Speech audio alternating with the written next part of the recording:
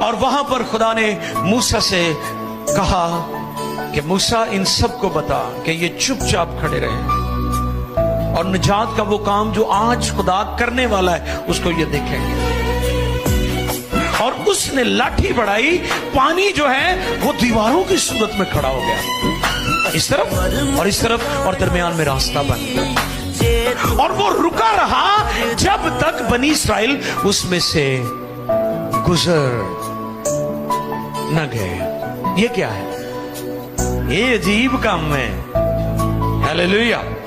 اور ایسے عجیب کاموں سے بائبل بھری ہوئی ہے۔